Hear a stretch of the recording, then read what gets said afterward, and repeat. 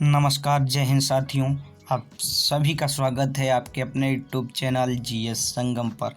दोस्तों, आज हम बहुत ही इम्पोर्टेंट एसएससी एग्ज़ाम के प्रीवियस ईयर क्वेश्चनों का संकलन लेके आए हैं, जिसमें हम टॉप 25 क्वेश्चंस करवाएंगे और आपके एग्ज़ाम के लिए बहुत ही महत्वपूर्ण हैं। तो गाइज, बिना देरी करते हुए चलते हैं हम अपने फर्स्ट क्वेश्चन की ओर।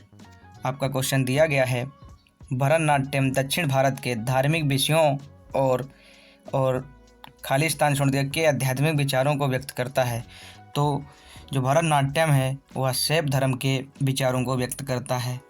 आपका आंसर बी हो जाएगा। इस क्वेश्चन के बारे में थोड़ी चर्चा करें तो शैव धर्म एक हिंदू परंपरा है जो शिव की पूजा करते हैं। वह शैव धर्म के अंतर्गत आते हैं। ज़्यादातर तपस्वी जीवन को स्वीकार करते हैं और योग पर जोर देते हैं। शैव धर्म के अनुयायियों को शैव कहा जाता है। भरतनाट्यम तमिलनाडु का शास्त्रीय नृत्य है और इसकी उत्पत्ति नाट्य शास्त्र से हुई है, जो पौराणिक पुजारी भरत द्वारा लिखित रंगमंच पर एक प्राचीन ग्रंथ है। ठीक है साथियों, चलते हैं हम अगले क्वेश्चन की ओर। और आपका जो अगला क्वेश्चन दिया गया है, रिक्त स्थान दिया गया है। दशकथिया नृत्य ऐतिहासिक और पौराणिक कथाओं को चित्रित करते हुए दो पुरुषों द्वारा किया जाने वाला आदिवासी नृत्य है। यह किस राज्य में मनाया जाता है? तो यह आपका साथियों उड़ीसा में मनाया जाता है। तो राइट आंसर डी हो जाएगा, उड़ीसा। ठीक है साथियों, इसके बारे में हम थोड़ी चर्चा करें तो दशकथिया उड़ीसा का लोक रंगमंच रूप भगवान शिव की पूजा से जुड़ा हुआ है। कुछ लोक नाट्य हम जान लेते हैं। भवई राजस्थान का है, गरोडास गुजरात का है, जात्रा उड़ीसा का है, करीला हिमाचल प्रदेश का है, माच मध्य प्रदेश का है, स्वांग हरियाणा का है, ओजपाली असम का है, पोवाड़ा महाराष्ट्र का है और तमाशा महाराष्ट्र का। भांड पाथेर बहुत इंपॉर्टेंट जम्मू कश्मीर का है, भावना असम का है, दशावतार कोंकण क्षेत्र का है। ठीक है साथियों, चलते हैं हम नेक्स्ट क्वेश्चन की ओर। आपका अगला क्वेश्चन दिया गया है, निम्नलिखित में से झारखंड की संथाल जनजाति द्वारा कौन सा नृत्य किया जाता है? तो इसमें आपका राइट आंसर हो जाएगा ऑप्शन ए, झिका दसाई। झिका दसाई नृत्य झारखंड की संथाल जनजाति द्वारा किया जाता है। इसके बारे में हम थोड़ी चर्चा करें तो इसका आयोजन दशहरे से कुछ दिन पहले किया जाता है। यह बहुत इंपॉर्टेंट है। अब एसएससी क्वेश्चन घुमा फिरा के पूछेगी यही कि झिका दसाई झारखंड राज्य में मनाया जाता है या किस दिन किया जाता है? तो यह दशहरे के दिन किया जाता है। ठीक है साथियों, लोक नृत्यों की बात करें, झारखंड के अलकप झारखंड का, कर्मा, अग्नि, झूमर, पाइका, फगुआ, ये सभी झारखंड के हैं। ठीक है साथियों, अगला क्वेश्चन आपका दिया गया है, चांगई नृत्य भारत के किस राज्य से संबंधित है? तो चांगई आपका नागालैंड में मनाया जाता है। ऑप्शन सी हो जाएगा। नागालैंड के कुछ नृत्यों के बारे में बात करें तो चांगई नृत्य नाकुलम उत्सव के दौरान चांग जनजाति द्वारा मनाया जाता है, जो 3 दिनों तक चलता है। इस टाइप से भी क्वेश्चन पूछा जा सकता है, चांगई नृत्य कितने दिनों मनाया जाता है? तो 3 दिनों तक मनाया जाता है। अलाईवट्टू कोन्याक जनजाति द्वारा मनाया जाता है, नागालैंड के नृत्य हैं।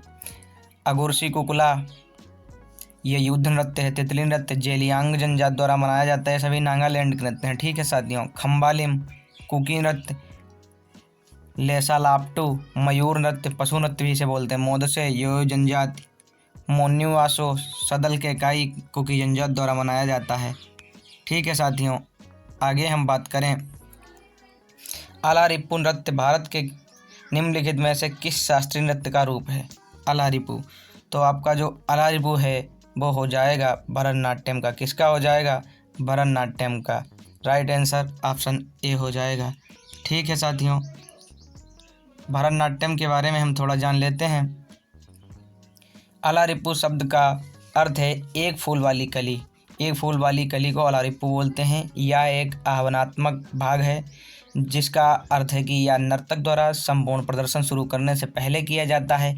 इस नृत्य में 6 भाग होते हैं, अलारिप्पू, जातिस्वरम, शब्दम, वर्णम, पदम और तिल्लाना। ठीक है साथियों, चलते हैं हम अगले क्वेश्चन की ओर। आपका क्वेश्चन दिया गया है, थवल चोंगवा के किस राज्य का लोक नृत्य है? थवल चोंगवा भारत के किस राज्य का लोक नृत्य है? तो इसमें आपका राइट आंसर मणिपुर हो जाएगा। क्या हो जाएगा? मणिपुर। ठीक है साथियों, हम मणिपुर के कुछ लोक नृत्यों के बारे में चर्चा कर लेते हैं। मणिपुर रासा लीला, गोरा लीला, पुंगचोलोम। अब गोवा के कुछ नृत्यों के बारे में बात कर लेते हैं। घोड़े, मोडनी, धनगर नृत्य, गोफ, तलगड़ी, सगमो और मच्छर खेल, ये सब गोवा के लोक नृत्य हैं। पश्चिम बंगाल की बात करें तो छऊ नृत्य, छाऊ, मुंडारी, गंभीरा, बाउल। बाउल बहुत इंपॉर्टेंट है, ठीक है साथियों, बाउल बहुत इंपॉर्टेंट नृत्य है। बाउल कई बार एसएससी एग्जाम्स में जेडी वगैरह में पूछा गया है। गाजन, कीर्तन, राभा, चेवारी नृत्य, दोमफू नृत्य, कुकरी नृत्य, मेच, राजवंशी, नवन्ना, धमेल, ये सब पश्चिम बंगाल के लोक नृत्य हैं। ठीक है साथियों, चलते हैं हम अगले क्वेश्चन की ओर। और आपका अगला क्वेश्चन जो दिया गया है पूछा है कि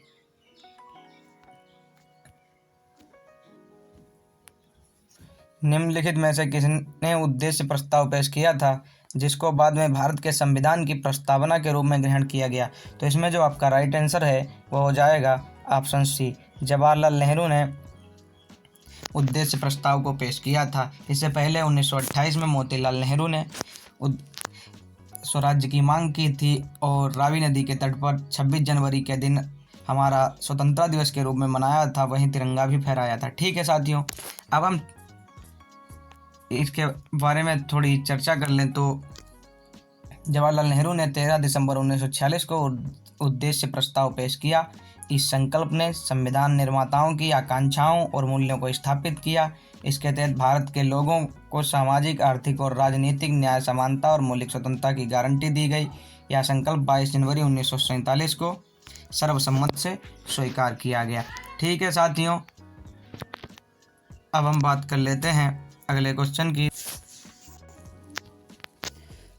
अगला आपका क्वेश्चन दिया गया है, नियमों का एक समूह है जिसे किसी देश में रहने वाले सभी लोगों द्वारा स्वीकार किया जाता है।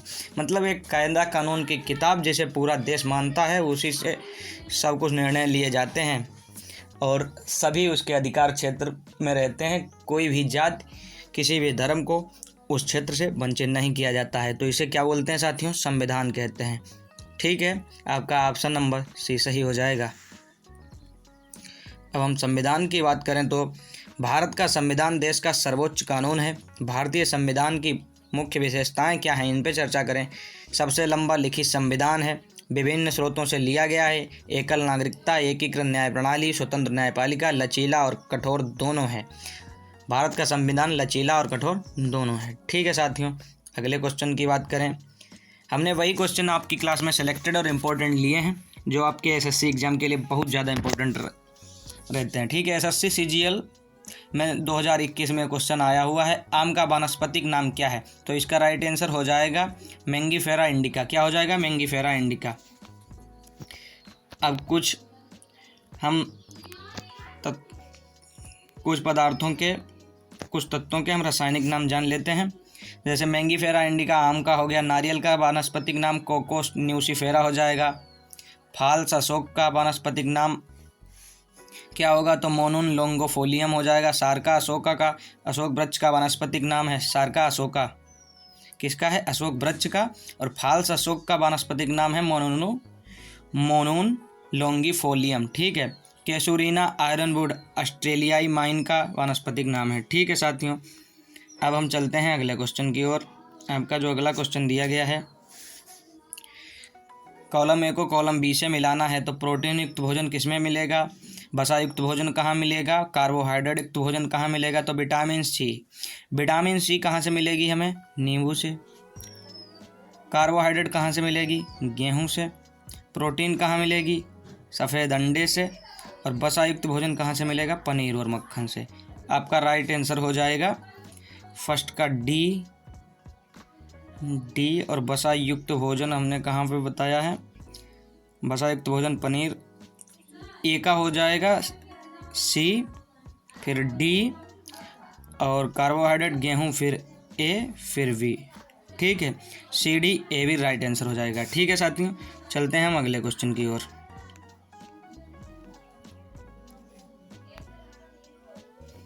लेंस के संबंध में कौन सा कथन सही है? उत्तल लेंस की क्षमता धनात्मक संख्या के रूप में दर्शाता है।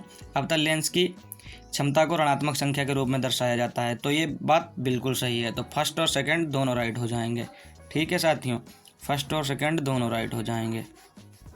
अब हम चलते हैं अगले क्वेश्चन की ओर। जो आपका अगला क्वेश्चन दिया गया है उस पर हम चर्चा कर लेते हैं। एसएससी सीपीओ का क्वेश्चन पूछा गया है 1898 में किसके सिद्धांत ने प्रतिपादित किया कि द्वितीयक बंध द्वारा धातु से आबंधित आयनों समूहों में स्थानिक व्यवस्थाएं भिन्न भिन्न लक्षण उपसा संयोजन संख्या के अनुरूप होते हैं। तो इसमें आपका कौन सा आंसर बिल्कुल सही हो जाएगा? तो 4 ऑप्शन दिए गए हैं। तो इसमें आपका राइट आंसर ऑप्शन बी हो जाएगा, अल्फ्रेड वर्नर। क्या हो जाएगा? Alfred Werner. इस बारे में हम चर्चा करें तो रसायन विज्ञान के लिए नोबेल पुरस्कार 1913 में अल्फ्रेड वर्नर को मिला। हेनरी तोबे रसायन विज्ञान में नोबेल पुरस्कार 1983 में। धातु परिसरों में इलेक्ट्रॉन स्थानांतरण तंत्र के अध्ययन के लिए जाने जाते हैं। कौन? हेनरी तोबे। ये भी इंपॉर्टेंट है, 1-2 एग्जामों में इन्हें भी पूछा गया है। तो अब हम चलते हैं अगले क्वेश्चन की ओर। फास्फोरस की परमाणुता क्या है? तो फास्फोरस की कैसी परमाणुता है? चतुष्परमाणक है। कैसी है? चतुष्परमाणक। इसका राइट आंसर डी हो जाएगा, टेट्रा एटॉमिक। ठीक है, चतुष्परमाणक परमाणुता एक अणु में मौजूद परमाणुओं की कुल संख्या है। एक अणु में मौजूद परमाणुओं की संख्या को ही परमाणुता कहते हैं। ठीक है, चतुष्परमाणुता का मतलब है 4 परमाणु। बहुपरमाणु का मतलब है पॉलीएटॉमिक, 3 या अधिक परमाणुओं से निर्मित है, उसे पॉलीएटॉमिक बोलते हैं। फास्फोरस को सबसे पहले हेनिंग ब्रांड ने 1669 में बनाया था। किसने बनाया था? हेनिंग ब्रांड ने। किसको बनाया था? फास्फोरस को। अगला क्वेश्चन आपका दिया गया है, हमारे सौरमंडल का सबसे छोटा ग्रह कौन सा है? सौरमंडल का सबसे छोटा ग्रह आपका बुध है। सबसे बड़ा ग्रह बृहस्पति है। और 5वें नंबर का सबसे बड़ा ग्रह पृथ्वी है। ठीक है, पहले बुध आएगा, उसके बाद शुक्र आएगा, फिर मंगल आएगा, नहीं फिर पृथ्वी आएगी, फिर मंगल आएगा, फिर बृहस्पति आएगी, फिर अरुण आएगा, फिर वरुण आएगा। ठीक है साथियों, अब हम चलते हैं अगले क्वेश्चन और। आपका अगला क्वेश्चन दिया गया, पृथ्वी की त्रिज्या कितनी है? अभी एसएससी CHSL 2023 में 4th शिफ्ट में पूछा गया है। तो इसका राइट आंसर हो जाएगा ऑप्शन बी, 6371, मतलब 6371 किलोमीटर। आपका right answer option number B हो जाएगा। ठीक है साथियों, थोड़ी इसके विषय में चर्चा करें तो सूर्य से पृथ्वी की दूरी लगभग 149.6 मिलियन किलोमीटर है।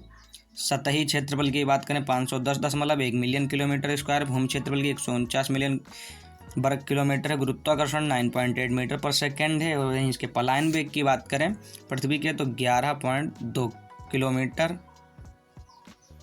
प्रति सेकेंड है। ठीक है साथियों, अब हम चलते हैं अगले क्वेश्चन की और। आपका जो अगला क्वेश्चन दिया गया है, समष्टि अर्थशास्त्र मतलब माइक्रो इकोनॉमिक्स निम्नलिखित में से किस अध्ययन से संबंधित है? संसाधनों का पूर्ण रूप से उपयोग न होने के कारण, सही बात है, कुल निर्गत के निर्धारण। तो इसमें आपका फर्स्ट और सेकंड दोनों सही हो जाएंगे, ऑप्शन नंबर डी। अब हम चलते हैं अगले क्वेश्चन की और। आपका जो अगला क्वेश्चन दिया गया है, मुक्त बाजार अर्थव्यवस्था का एक महत्वपूर्ण पहलू है। तो किस अर्थव्यवस्था का मुक्त बाजार महत्वपूर्ण पहलू है?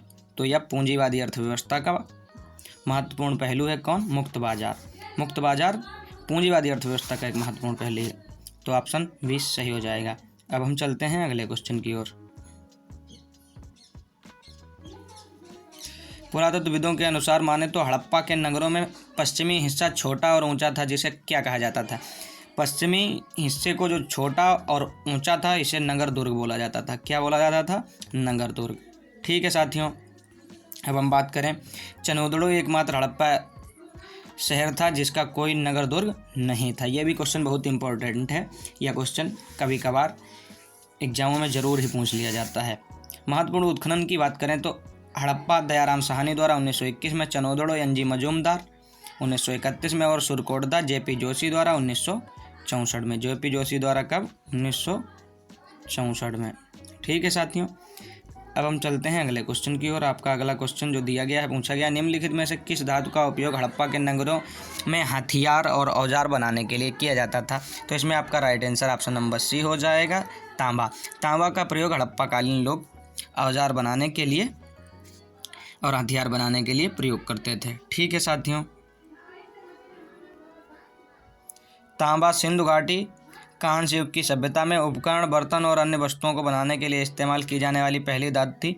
उपयोग की जाने वाली अन्य धातुएं जैसे सीसा, सोना, कांस्य और चांदी भी थी। ठीक है साथियों, अगला क्वेश्चन आपका दिया गया है, भारत के संविधान को बनाने वाली संविधान सभा में कितनी महिलाएं थीं?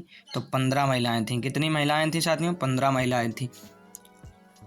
आप लोग कमेंट बॉक्स में बताएंगे एकमात्र दलित महिला कौन थी और एकमात्र मुस्लिम महिला कौन थी। ठीक है साथियों, हम चलते हैं अगले क्वेश्चन की ओर। इससे पहले इसके बारे में थोड़ी चर्चा कर लें तो 6 दिसंबर 1946 को संविधान सभा का गठन किया गया था। संविधान सभा का विचार 1934 में एम.एन. रॉय द्वारा प्रस्तुत किया गया था। अस्थायी अध्यक्ष सच्चिदानंद सिन्हा, स्थायी अध्यक्ष डॉक्टर राजेंद्र प्रसाद को बनाया गया। संवैधानिक सलाहकार बी.एन. राव, मसौदा समिति के अध्यक्ष बी.आर. अम्बेडकर को बनाया गया। किसे बनाया गया? बी.आर. अम्बेडकर को। और कमेंट बॉक्स में बताएंगे मसौदा समिति में कितने सदस्य थे। ठीक है साथियों, आपका अगला क्वेश्चन दिया गया है, भारत की संविधान सभा की सदन समिति का अध्यक्ष कौन था? तो इसमें आपका ऑप्शन नंबर ए बिल्कुल सही हो जाएगा, बी पट्टाभी सीतारमैया थे। थोड़ी चर्चा करें इसके बारे में तो 1922 में ए.बी. ठक्कर ने भील सेवा मंत्रिमंडल की स्थापना की। स्वतंत्रता के समय भारतीय राष्ट्रीय कांग्रेस के अध्यक्ष जे.बी. कृपलानी थे। के.एम. मुंशी भारतीय विद्या भवन के संस्थापक 1938 में रहे। भारत की संविधान सभा के सदस्य कृषि और खाद्य मंत्री भी के.एम. मुंशी जी रहे। अब हम बात करेंगे अगले क्वेश्चन की। तो आपका अगला जो क्वेश्चन दिया गया है, जोनपा लेगसो।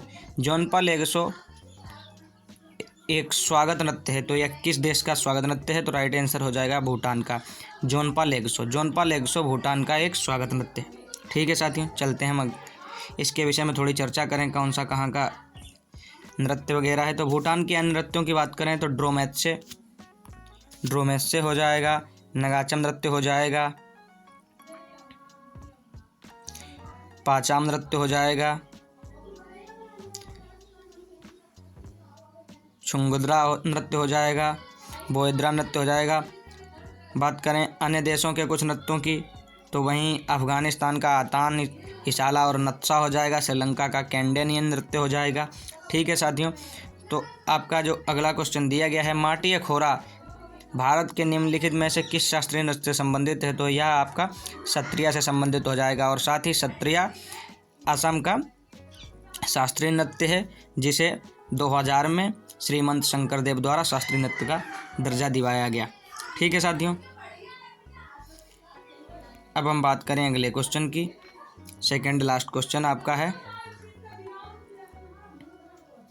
1610 के आरंभ में किसने अपने नए आविष्कृत दूरबीन से पता लगाया कि बृहस्पति के 4 उपग्रह हैं? तो यह गैलीलियो गैलीली ने इन्होंने दूरबीन का आविष्कार किया था और दूरबीन से पहली बार इन्होंने 1610 में ग्रहों का अध्ययन किया। ठीक है साथियों, अब आपका ऑप्शन बिल्कुल सी सही हो जाएगा। हम बात करें तो गैलीलियो गैलीली वह एक इटली के खगोल शास्त्री और वैज्ञानिक थे। उन्होंने शनि के बलियों मतलब जैसे ये शनि ग्रह है, शनि इस तरीके का ग्रह है और इसके किनारे किनारे इस तरीके की 7 रिंग्स हैं। तो पूछा जाता है कि 7 रिंग्स वाला ग्रह कौन सा है? इस तरीके की रिंग्स हैं और बीच में एक ग्रह हो जाएगा। ठीक है, इस तरीके का। अब हम बात करें इस सीरीज के लास्ट क्वेश्चन की, मोहनजोदड़ो के विशाल स्नानागार की आकृति कैसी थी? एसएससी एमटीएस 2022 में इवनिंग शिफ्ट में 15 तारीख को क्वेश्चन पूछा गया है। तो इसका राइट आंसर हो जाएगा आयताकार मोहनजोदड़ो के विशाल स्नानागार की आकृति थी। इसके बारे में चर्चा करें, मोहनजोदड़ो की खुदाई आर.डी. बनर्जी ने 1922 में सिंधु नदी के तट पर की थी। मोहनजोदड़ो से प्राप्त वस्तुओं की बात करें तो तैयार वस्त्र, मंदिर जैसा महल, पशुपति, मुहर, नर्तकी की मूर्ति, तराजू, विशाल स्नानागार, विशाल अन्न भंडार और मंगोलियन पुरोहित आदि हैं। ठीक है साथियों, आज की क्लास आप लोगों को कैसी लगी कमेंट बॉक्स में अवश्य बताइएगा। मिलेंगे अगले वीडियो में। आपको हमारी मेहनत पसंद आती है तो चैनल को सब्सक्राइब ज़रूर करिएगा और साथ ही अपने दोस्तों में शेयर करना बिल्कुल ना भूलें।